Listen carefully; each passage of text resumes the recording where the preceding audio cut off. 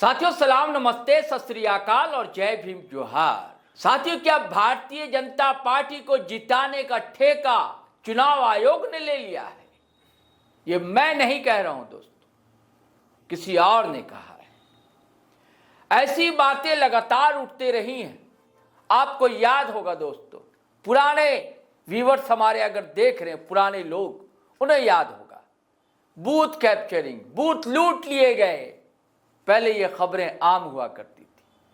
कहा जाता है कि जब टीएन शेषन चुनाव आयुक्त हुए उसके बाद इस पर बंदिशें आयद हो गई। पहले होता यह था, कोई भी दबंग होता था, बाहुबली होता था किसी भी इलाके का, और उस इलाके में अगर पोलिंग बूथ हुआ करता था तो पॉलिटिकल पार्टीज वाले उसे जिम्मेदारी दे दिया करते थे कि भैया हमारी पार्टी को यहाँ वोट पड़ने चाहिए। वो जबरदस्ती किसी तरह दबंगई से पड़वाता था। अगर नहीं हुआ तो बूथ कैप्चरिंग सबको भगा दिया जाता था, चले जाओ वोट पड़ गए आपके।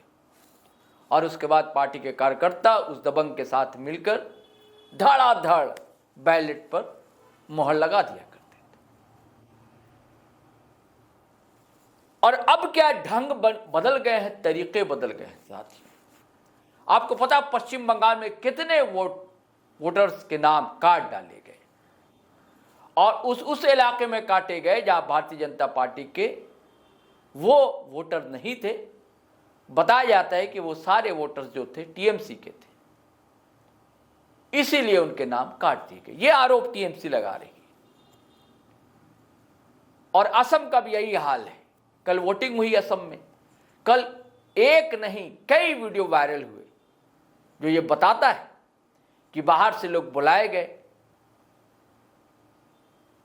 वोकस वोट डालने के लिए। ये छोटी सी क्लिप है, ये देखिए। ऐसे कई क्लिप्स वायरल हुई है, ये देख लीजिए पहले। ये लेडीज जो है मेरा वाइफ का नाम पे बोगस वोट मारने आई है।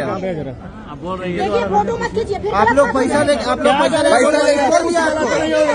आप लेडीज आराम से रहिए, हल्ला नहीं कीजिए। कौन दिया, कौन वो बताइए, कौन दिया बताइए। हम बोल रहे फोटो दिया कौन वो बताइए ना। आप फोटो मेरा हस्बैंड ला के दिया है। आपका हस्बैंड कौन, नाम क्या है? विक्की कुमार है मेरा हस्बैंड का नाम। विक्की कुमार हम है। अरे भाई हम तुम्हारे शादी किए हैं, हम तुम्हारे शादी किए हैं। गजब है यार, दिमाग लगेगा। विक्की कुमार हम है। कौन दिया है, कौन दिया? मेरा बात सुनिए, अच्छे से बता दीजिए। मेरा बात सुनिए, पहले चुप। याप है, याप है, मेरा बात याप है, सुनिए, याप है। हम पूछ रहे हैं, उसका जवाब दीजिए। ओरिजिनल ये है। ज्यादा कर रहे, सुनिए। याप है। मेरा बात आप अपना फोटो देखते। साथियों, ये क्लिप जो है असम की है। असम के एक विधानसभा क्षेत्र की, एक पोलिंग बूथ की, और ऐसे कई क्लिप्स वायरल हुई कल दिन भर। फिर सवाल उठता है और घेरे में है चुनाव आयोग, जिसे केचुआ कहा जा रहा है। और उनके भी कई बयान अभी जो ज्ञानेश कुमार साहब उनके वायरल हुए थे। उन्होंने कहा कि सबसे अनुशासन अगर किसी को सीखना है तो भारतीय जनता पार्टी से सीखना चाहिए। और इससे पहले और चुनाव आयोग से जुड़े हुए एक अधिकारी थे, वो भारतीय जनता पार्टी का झंडा बैनर बनाने में लगे हुए थे। ये वीडियो भी बहुत वायरल हुआ था। सारी चीजों को आप देखिए, डिकोड करने की कोशिश कीजिए, डॉट टू डॉट अगर मिलाइए दोस्तों, तो बड़ी भयावह तस्वीर सामने आ रही है हमारे लोकतंत्र की। और ये सवाल उठ रहे हैं, क्या अब भारतीय जनता पार्टी को जिताने का ठेका चुनाव आयोग ने ले लिया है? और ये मैं नहीं कह रहा हूं दोस्तों, ये कहा है झारखंड मुक्ति मोर्चा के कद्दावर लीडर सुप्रियो भट्टाचार्य ने रांची। और तमाम इफ बट के उन्होंने ये भी राज खोल दिए हैं कि जेएमएम की झोली में कितनी सीटें असम में आने जा रही, और असम आखिर हेमंत सोरेन गए क्यों थे। ये सारी बातें सुप्रियो भट्टाचार्य ने बताई। तो मैं चाहता हूं दोस्तों कि खुद आप उनकी जुबानी सुनिए, जिसको लेकर बड़ा बवाल सा मचा हुआ है कि क्या चुनाव आयोग को ठेका मिल गया है भारतीय जनता पार्टी को जिताने का। हमारा देश लोकतंत्र के बुनियाद पे खड़ा है और लोकतंत्र का एक अनूठा जो सबसे उत्साहवर्धक पर्व होता है वो लोगों के मतदान का होता है और इस कार्य को संपन्न भारत का निर्वाचन आयोग इलेक्शन कमीशन ऑफ इंडिया करता है।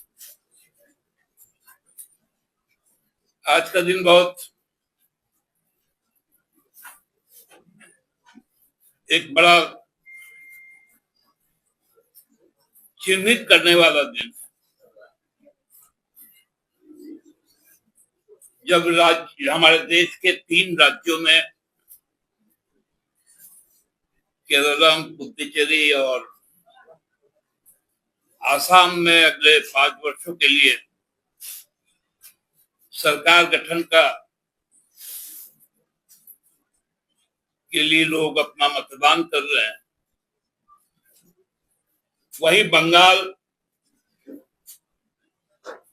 में जो आसन 23 और 29 को जो चुनाव होने हैं बंगाल विधानसभा के, जो 29 तारीख का जो अंतिम चरण है उसका नामांकन का भी आज अंतिम दिन है। 6 तारीख को 23 तारीख को जो तमिलनाडु के साथ में जो चुनाव होगा उसका नामांकन 6 को समाप्त हुआ और 9 तारीख को आज बंगाल का समाप्त। चुनाव आयोग हर 25 जनवरी को देश के सभी मान्यता प्राप्त, राज्य स्तरीय मान्यता प्राप्त राष्ट्रीय राजनीतिक दल, सिटीजन फोरम, सिटीजन ऑर्गेनाइजेशन सबके साथ एक सेमिनार करती है जो राष्ट्रीय मतदाता दिवस के रूप में उसका आयोजन निर्वाचन आयोग करता है। और उसका जो टैग लाइन होता है, एक भी वोटर छूटे नहीं, नो वोटर्स लेफ्ट बिहाइंड। लेकिन जो बंगाल में जो प्रहसन हुआ चुनाव आयोग के द्वारा, वो हम लोगों को 80 के दौर में और 90 के दौर में ले गया। मैं खुद 1990 से एक मतदान केंद्र अभिकर्ता के रूप में, एक राजनीतिक कार्यकर्ता के रूप में चुनाव को देखते आया। उस दौर में जो राजनीतिक दल थे वो थोड़ा जो बाहुबली किस्म के लोग होते थे, या जो क्लब वगैरह चलाते थे या थोड़ा प्रभाव रखते थे अपने मोहल्लों में। उस समय आप लोगों का बहुतों का जन्म नहीं हुआ होगा। उस समय हम लोग देखते थे कि राजनीतिक दल के प्रतिनिधि उनके पास संपर्क करते थे और एक ठेका दिया जाता था कि आप या तो हमको इतना वोट करवा दो या इस बूथ में वोट डालने किसी को मत। बाद में उसको बूथ कैप्चरिंग का नाम दिया गया, रिगिंग का नाम दिया गया। अब 2026 में एक नया इसी तरह का प्रयोग बंगाल में हो रहा है, जब भारत निर्वाचन आयोग ने ठेका ले लिया कि भारतीय जनता पार्टी के द्वारा उसको ठेका मिला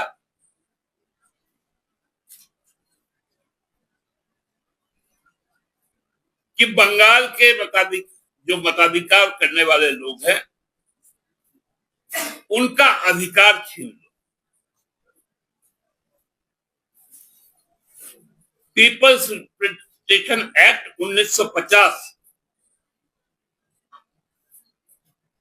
जो ये गारंटी करता है कि आप यदि भारत के नागरिक हैं,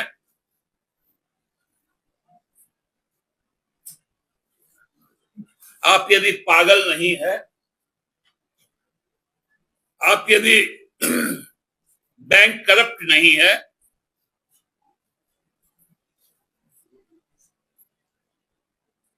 या आप सजायाफ्ता कैदी नहीं है, तो आप वोट दे सकते हैं। और ये अधिकार पहले 21 वर्ष था, अब 18 वर्ष हो गया। उस आयु वर्ग से ऊपर के सारे लोग जीवन के अंतिम सांस तक उसके पास वोट का अधिकार रहेगा, वो अपना जनप्रतिनिधि चुनेगा। लेकिन बंगाल में एसआईआर के नाम पर पहले से जो 53 लाख कटना था काट दिए,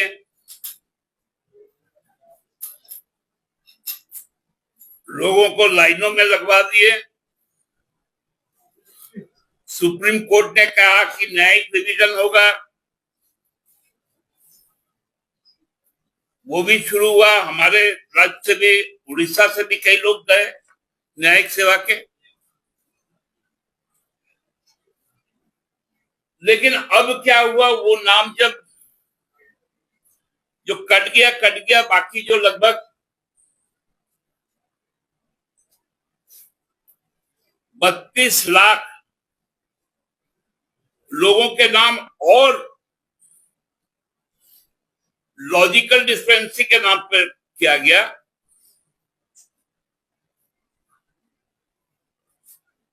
उसका निष्पादन भी पूरी तरह नहीं हुआ। और 27 लाख लोगों को अब यह घोषित कर दिया गया कि आप वोट नहीं डाल सकते, ट्रिब्यूनल में जाना पड़ेगा। और ये ट्रिब्यूनल साउथ 24 परगना का एक जोका बोल के थोड़ा सा शहर कोलकाता से थोड़ा आउटस्कर्ट में है, जहां पर कैंसर हॉस्पिटल भी है, वहां पर उसका गठन किया गया 19 ट्रिब्यूनल। अब अलीपुरद्वार लगभग 1000 किलोमीटर से दूर लोग को अपना नागरिकत्व और अपना वोट का अधिकार साबित करने के लिए ट्रिब्यूनल में आना पड़ेगा। यह प्रक्रिया बनाई,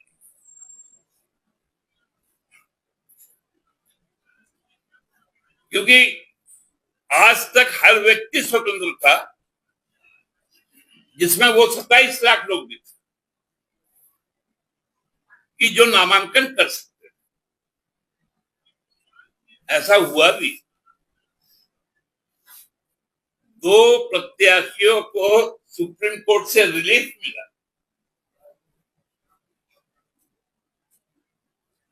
कि भाई हम नामांकन करना चाहते हैं लेकिन मेरा नाम नहीं है।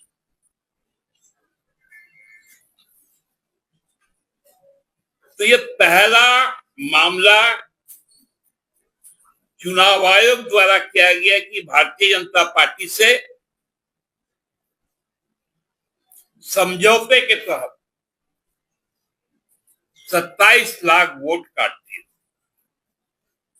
और उनकी केवल वोट का अधिकार नहीं, अब उनके नागरिकता पर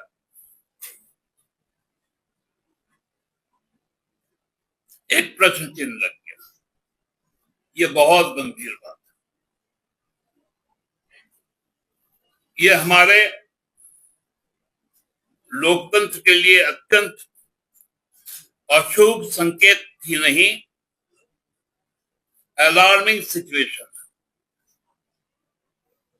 क्या यह देश अपना लोकतंत्र बचा पाएगा? क्या यह देश अपने संविधान की रक्षा कर पाएगा?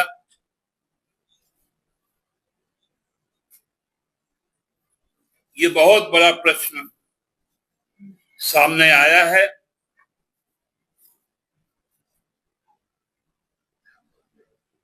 और हमको लगता है कि चुनाव आयोग ने अब अपने सरकारी हैंडल पर जो एक्स हैंडल पर जो वो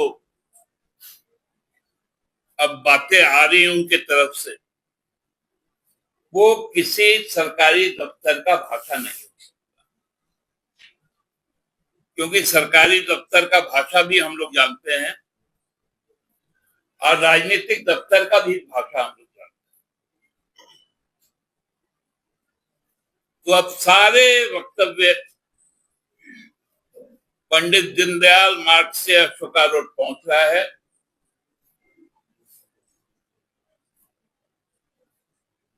और वहां से वो जारी हो जा रहा है। ये अब हम लोगों को सोचना है कि हमारा जनतांत्रिक अधिकार को अब हमको कैसे बचाना है। बहुत बहुत धन्यवाद। तो आपने सुना सुप्रियो भट्टाचार्य ने सारी बातें, धीरे धीरे बोलते हैं, पॉज ज्यादा लेते हैं, लेकिन बातें बहुत ही कायदे से, सलीके से रखी उन्होंने और बड़ा हमला भारतीय जनता पार्टी पर कर दिया है। दोस्तों, तिल मिलाना वाजिब है तो भारतीय जनता पार्टी तिल मिलाई हुई है। चलिए साथियों, चलते हैं, फिर नए वीडियो के साथ हाजिर रहेंगे। आपसे गुजारिश है कि अगर आपने हमारा चैनल सब्सक्राइब नहीं किया तो कर लीजिए।